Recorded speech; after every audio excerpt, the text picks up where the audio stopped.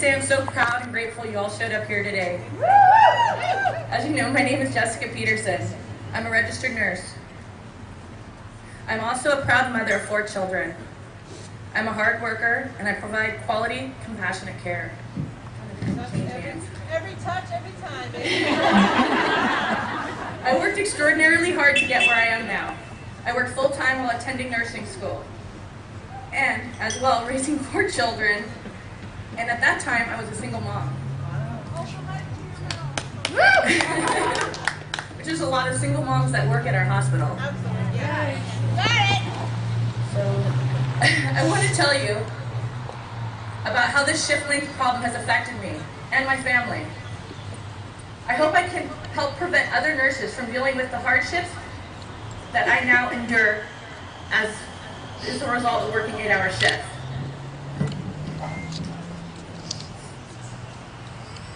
Prior to working at St. Joseph Hospital, I've always worked 12-hour shifts. Now, over the past year, I've been working 8-hour shifts instead. When I worked 12-hour shifts, I had enough time to provide quality care to all of my patients, was able to take my breaks, and rarely had to stay overtime. Now, working 8-hour shift, patient care is significantly rushed. Oncoming nurses frequently receive poor nursing reports, and commonly, we don't get any breaks at all.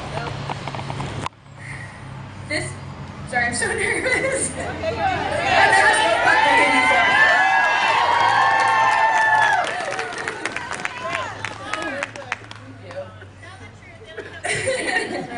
The missed breaks that by the mass majority of nurses goes uncompensated. They go uncompensated because we are mandated to take them and would be blamed for not taking them.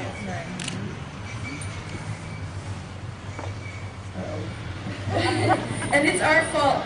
And we'd be blamed for not taking them. And it's our fault that the workload is simply too demanding for us to step away for the moment to collect ourselves. Sadly, if we did take our legally mandated and rightful breaks, patient care would suffer. There simply are not enough nurses on our floor to cover me if I want to take my rest breaks. You're here. I understand that the administration at St. Joe's does not want to make this personal, but it is. It's personal to our patients. They deserve continuity of care. It is also personal to the nurses. When I started working 8-hour shifts, I've never been so exhausted in my life. I had to cut down my hours. That's called a pay cut. You guys are going to know how this means so much to me. For me to be up here as nervous as I am. So. This change has drastically impacted my family for a total of $500 per month in income. This may not be a lot of money to corporate CEOs, but it has a tremendous impact on a mother with 4 children. Working 8-hour shifts also means I'm working more shifts per week. That means more days away from my family. It's fewer days for me to be at home, recharging my battery and getting the rest that I need to be ready for my next shift. Nursing has always been a profession that allows for people to choose different work schedules, oftentimes with more flexibility in the times we work and the amount we work. It allows me to have great work-life balance with my family, up until I switched to 8-hour shifts. I sincerely hope that the executive team at St. Joseph's takes a better look at this 8-hour shift decision and reconsiders this new mandate. I believe safety and quality outcomes will be compromised. I know from my day-to-day work experience that on my 12-hour shifts, I had the time I needed to provide superior patient care and implement needed nursing interventions for my patients. I also had the time I needed to spend with my family and get the rest that I need. I want to thank you all for being here today and supporting nurses like me who are fighting for a voice in their workplace. I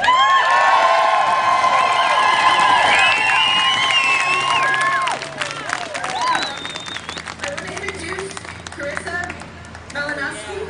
She's a registered nurse at St. Joe's Hospital.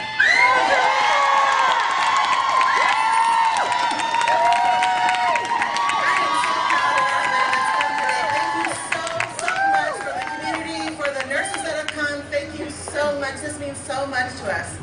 I've worked at St. Joseph Hospital for almost 9 years, and I came as a traveler actually, what they're fixing to do right now as a Band-Aid, because when I came, they had just done something like this, and it was really hard. So I came as a traveler, and when I got here, I thought, I am home, I love this place. I'm not going anywhere else. So I stayed here, coming as a traveler. Well, now my home is being threatened, and I will not take it. I never, ever, ever would have imagined that we would ever be in a spot with our administration where we'd have to stand up here and take a stand against them. It is so disheartening. Yeah. I always felt cared for. Now, I feel like no one gives a damn. That's right. So I attended the first CNO meeting with Faye Lindquist on October 4th. That's when all this started. Actually, it began way before that, but that's when they started including us. So I've been on the 4th, and I heard for the first time that they were thinking of actually just turning our lives upside down, and they were saying this is all about patient safety. I thought, I haven't heard that we have very many patient safety issues. Something's wrong with this. It doesn't sound quite right. So, and I wasn't alone. I started talking to people. People started packing those CNO forums. We wanted to be informed. We wanted to know what the heck was going on.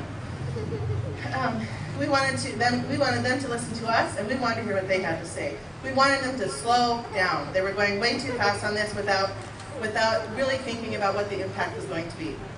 So I started a petition within the nurses, and I gathered signatures. The petition was a simple request just to stop the process of getting rid of these 12-hour shifts. It was without sitting down with us and explaining what the issue was and how maybe we could think of something better that would not create such a huge disruption in everyone's life and in the flow of patient care. That's what we were concerned with. That's what we are concerned with. I'm not sure what they're concerned with. So anyway, in 10 days, me, one person, collected 453 nurse signatures. That's almost 65% of the nursing staff. Coming on their day off. Imagine if we had a troop of people doing it, we would have collected every single signature because it is about patient safety, really. It's not just about shift length. It's not nurses whining about, I'm going to have fewer days off. No, this is about the fact that we cannot provide good patient care with them making changes without including us in their decision-making process. So the nurses in our hospital, what I came to find is that we are incredibly diverse and we are so knowledgeable. I am proud to be working with this group of people. We come from, some of us are lifelong nurses and we haven't done any other major career. You know, we did part-time jobs here and there. Some of us, this is our second career. We did something else and thought, that's for the birds, I'm going to go do nursing, because that's what really matters to me. We bring experience from numerous other fields in both our previous education and work experiences. We have nurses who have their bachelor's degree, we have nurses who have their master's degree, we have nurses who actually have their PhD. And that's pretty impressive to me. So the bottom line is we're just a vast wealth of knowledge, and we're just waiting to be tapped by administration for our knowledge and contribution to the bedside. So I'm going to just take a little minute and do the nursing part of me and just do a little educating. So in healthcare today, we do what we call evidence-based medicine, which means that if there's enough sufficient data out there proving that there's a better, safer way to do something, we change our practice to be in line with current data. In the time that I spent collecting signatures, I, along with another nurse, Chris Robb, scoured the journals. I wanted to find out what was the compelling evidence that they found that I've not really heard about that's out there. Am I missing something? So we scoured the journals and to find out what was out there that made them make the decision that extended shift lengths were independently, that one factor alone, to blame for safety issues. Not only did I not find compelling data for their decision, I found that our current practice is actually more in line with current data than what would be in line if we went to this change. Having more changes shifts. So change of shift is what is compelling for years. This is not a new thing.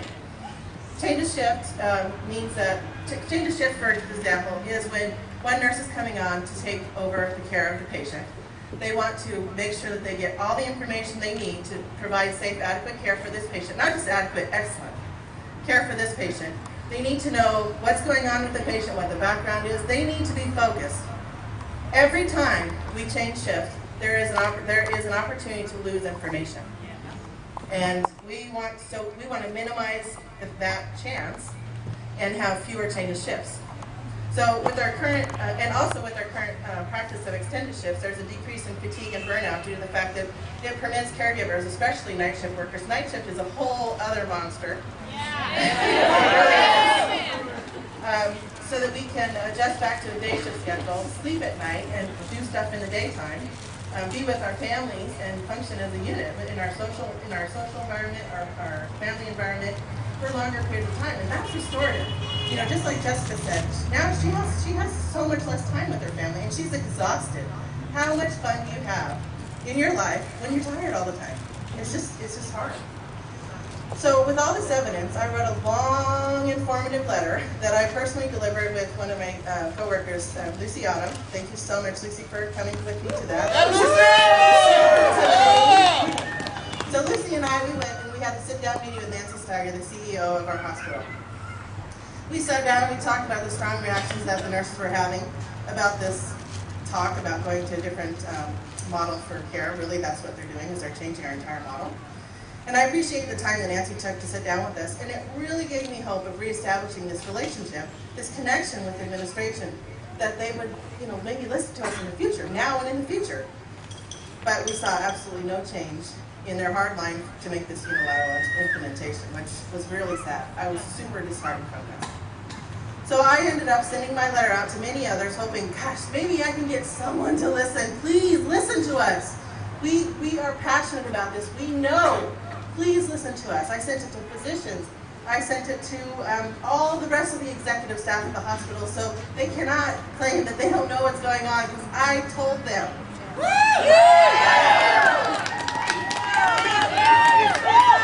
So actually, I did get a response to one of my letters, and it was clarifying that it actually was a business decision, and they thought that it's going to save them millions and millions of dollars implementing.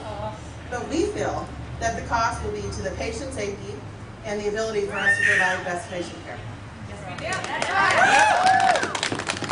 So I worry now that that administration has a fundamentally different view of the industry than we do. Healthcare is a calling to us. We do it because we love it. We want to take care of people in their time of need. We want to take care of our community. You are the community. I want to care for you. We want to do it right. And we want to be able to do it right and not cause more harm. We're, sorry. No, that's good. So they're on a different track. Okay. So this can and should be done with the sustainable business model, but profits cannot be put above patients. That's right. And that's something that's been said time and time again, and I never thought I'd say it for this hospital administration, but now I'm saying it. Profits cannot be put above patients.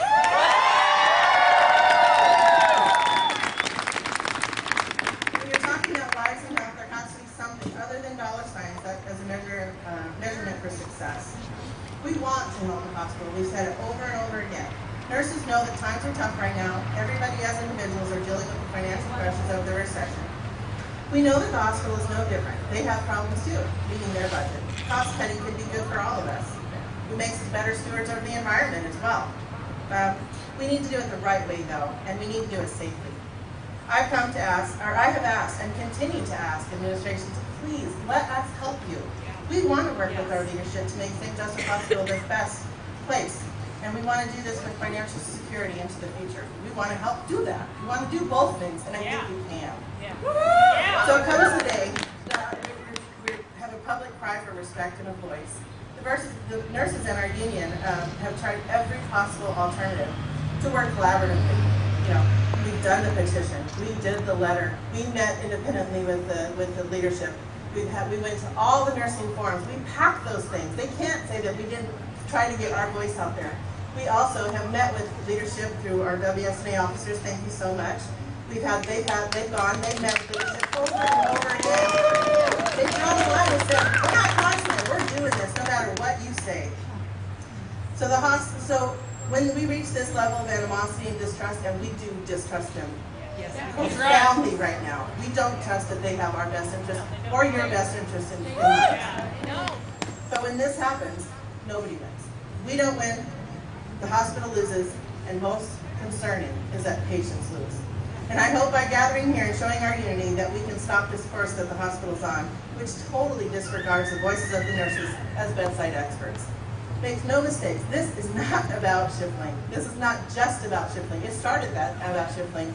It's not really about that anymore. Bigger than that. It's bigger than that. Bigger. There will be a ripple effect into the future for our own hospital and even for other hospitals down the I-5 corridor. And if this mindset of going it alone and pushing aside nurses is allowed to continue, we cannot let administration believe that this is an acceptable way to do business, because it absolutely is not.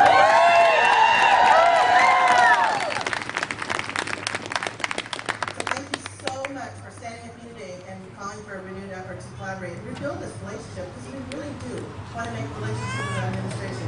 We want them to help us, and we certainly will help them.